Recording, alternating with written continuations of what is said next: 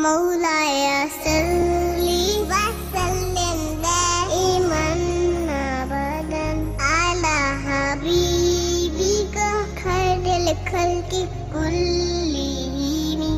अस्सलामु अलैकुम वरहमतुल्लाहि वबरकातुहू। नाज़रीन, आज हमारे वायरल न्यूज़ लाइव के स्टूडियो में एक बहुत ही दबंग लीडर जिन्होंने अपनी काबिलियत, अपनी हिम्मत और अपनी सलाहियत का भरपूर यूँ समझिए कि लोहा मनवाया है।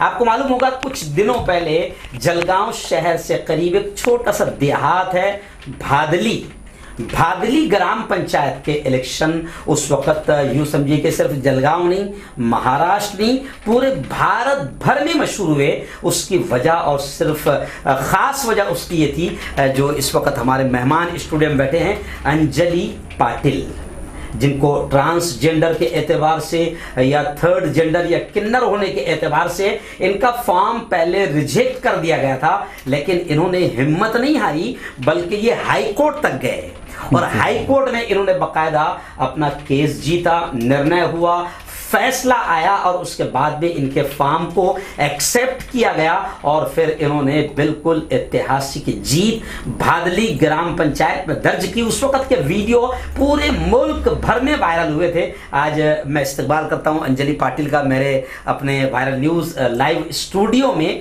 मैं जानना चाहूँगा इस वक्त अंजलि पाटिल से कि किस तरीके से आपने फाइट की और अपना हक जो है वो उसको यूँ समझिए कि लोग तो देना नहीं चाह रहे थे, मगर आपने अपना हक छीन कर लिया, मैं समझता हूँ। तो किस तरीके से आपको क्या तकलीफें आई थी? जी हाँ, मैं अंजलि पाटिल भादली ग्राम पंचायत से निवडणूक लड़के आई हूँ और बहुत मतलब अच्छे वोटों से रिस्पॉन्स देके मेरे गांव वालों ने मुझे तो वोट चुनकर दिया है, लेकिन इसके बावजूद जो मेरा फॉर्म था वो खारिज कर दिया था निवडणूक आयोग ने, कुछ उस पर त्रुटि करके कि ये जो तुम जेंट्स या लेडीज में फॉर्म भर सकते हो, ट्रांसजेंडर का तुम्हारे पास कोई मतलब, मेरे पास तो सब कुछ था, आधार कार्ड था, मतदान कार्ड था। अच्छा, आधार कार्ड, मतदान कार्ड जो है आपका वो ट्रांसजेंडर के था? हाँ, ट्रांसजेंडर था जी। लेकिन उसके बावजूद जो मतलब विरोधी लोग थे, शायद उन्होंने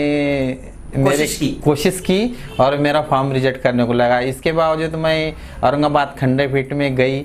मेरी जो मुलायम दोस्त थी जो कि शबीमा पाटिल है, वो भी हमारे किन्नर सराफ से बिलोंग करती है, उन्होंने मुझे बहुत अच्छा साथ दिया और मुझे उन्होंने हाई कोर्ट तक लेकर गया।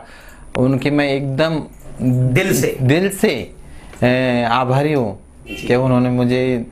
लेकिन इसके बाद में कोर्ट का निर्णय था क्या मैं कैसा करूं, क्या करूं, मेरे बारे में निर्णय आता कि नहीं, लेकिन संविधान इतना मजबूत है तो उन्होंने हमको हमारे तरफ से बाजू रखे और गाँव वालों ने बहुत साथ दिया कि मुझे चुन के लाए। नाज़रीन, किन्नर समाज से उठकर बकायदा पॉलिटिक्स में, राजनीति में, सियासत में और इलेक्शन में हिस्सा लेकर और फिर कंपटीशन ज़बरदस्त अंदाज में कंप्लीट करना, फाइट करना और जीतना। उस वक्त जब ये जीते हैं तो मैंने वो तस्वीरें देखा था आपकी, कि आपको लोग बकायदा बड़े जोरों शोर से कांधों पर उठाकर आपका स्वागत कर रहे हैं, आपका इस्तकबाल कर रहे हैं कि किन्नर समाज के शख्स को जो है लोगों ने अपने गाँव में जीत दिलाई, उसको भी काम करने का मौका दिया। गोया कि एक किस्म का ये बहुत बड़ा सम्मान है, क्योंकि हम लोग देखते भी है कि लोग आपके समाज से हालांकि एक किस्म की दूरी बनाए रखते हैं, लेकिन हमारा ये मानना है कि भाई सब खुदा की मखलूक है, सब खुदा के बंदे हैं,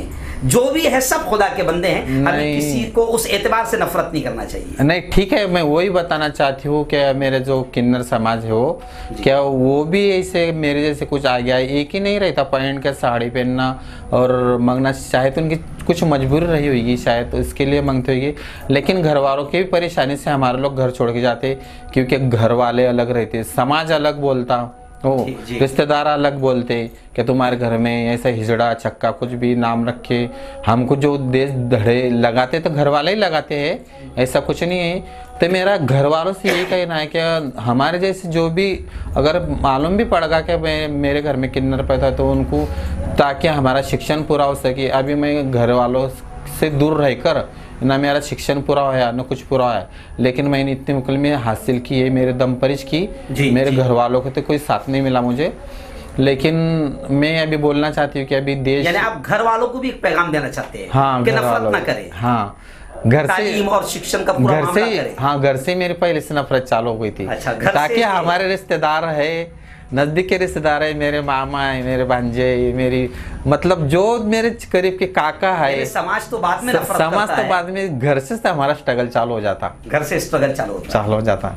तो यही मैं बताना चाहती हूँ कि जो भी हमारे भाई साहब किन्नर समाज होगा तो वो घर में से उनको अच्छी तालीम दे, अच्छा शिक्षण दे, ताकि वो कोई कलेक्टर, एसपी कुछ भी जो बन सके वो बनेगी शिक्षण लेके। यही मेरा कहना है। आज आपने इलेक्शन जीत कर ये साबित किया कि किन्नर समाज भी इस लाइन से भी आगे बढ़ सकता है। हो यानी सिर्फ आप एक पैगाम देना चाहते हैं कि सिर्फ भेष बदल कर, साड़ी पहनकर और लेडीज के कपड़े पहनकर ट्रेनों में और रास्तों में भीख मांगना ही असल नहीं है, असल नहीं, बल्कि हम भी अगर स्ट्रगल करें तो कुछ बन सकते हैं। अच्छा, एक आखिरी बात मैं कहना चाहूंगा कि भादली गांव वालों ने आप पर इतना जबरदस्त अंदाज में भरोसा किया, आप पर यकीन किया, आपको जिता कर दिया, तो आप गांव वालों को क्या देंगे? नहीं, भादली गांव वालों के से पहले तो मैं मतलब उनका दिल से शुक्रिया अदा करूंगी कि उन्होंने मुझे बहुत चाहत से निवड़ के लाया।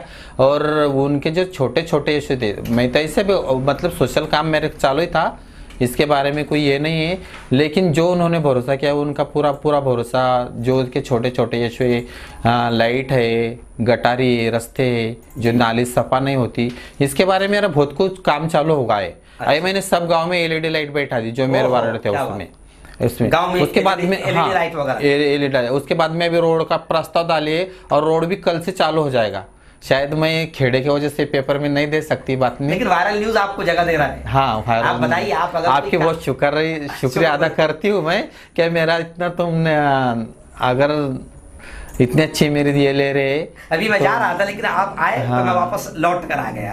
तो बिल्कुल आप जो भी काम करेंगे हम आपके काम को, अच्छे चीजों को, अच्छे कार्य को जो है हम वायरल न्यूज लाइव के जरिए से बाकायदा समाज तक पहुंचाएंगे। चलेगा। आप क्या पैगाम देना चाहेंगे हमारे समाज को भी और किन्नर समाज को भी? एक आखिरी बात, किन्नर समाज को यही बोलूँगी, मैं घर का ही लोग को बोलूँगी कि हमारे जो किन्नर समाज है कि ये भी घर छोड़ के मत जाओ ना। घर छोड़ के अगर जाते भी तो जिसके पास जाते हैं हमारे किन्नर समाज, वो गुरु बनाते, तो गुरु को यही बोलूँगी मैं कि जो छोटे छोटे किन्नर है उनको शायद मांगने खाने को मतलब उनका शिक्षण अपूरा मत रखो, उनको सिखाओ, उनको सिखाओ, पढ़ाओ, उनको कुछ पीएस अधिकारी, कोई कलेक्टर, कुछ यार आर्मी में भर्ती करो, हमारे लोग भी कुछ कर सकते हैं। ये मेरा कहना है हमारे किन्नर समाज को।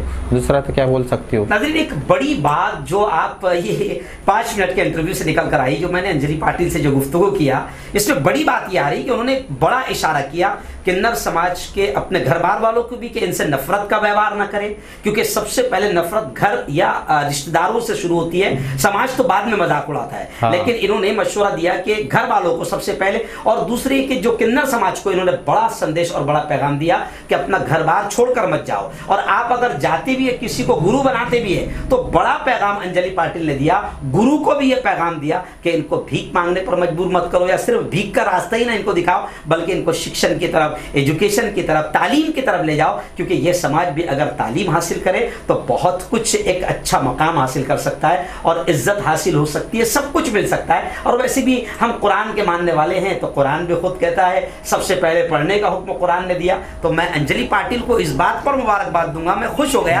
कि आपने अपने समाज को भी, अपने गुरु को भी और हम तमाम को गोया कि सबसे अहम पैगाम दिया कि तालीम, यानी तालीम के जरिए से जिंदगी की धारा बदल सकती है, जिंदगी का रुख बदल सकता है। अंजलि पाटिल को एक मरतबा फिर वायरल न्यूज लाइव की पूरी टीम की जानिब से उनकी शानदार ऐतिहासिक जीत पर मुबारकबाद। और हम आशा करेंगे, हम उम्मीद करेंगे कि आप पर जिस तरीके से गाँव वालों ने भरोसा किया है, आप दबंग अंदाज में, वैसे मैं जानता हूं आपको कि आप दबंग लीडरों में आपका शुमार होता है, दबंग अंदाज में आप गांव के सारे काम करेंगे, गांव की समस्याओं का ख्याल रखेंगे, ऐसी आशा और उम्मीद के साथ एक बार फिर आपका शुक्रिया।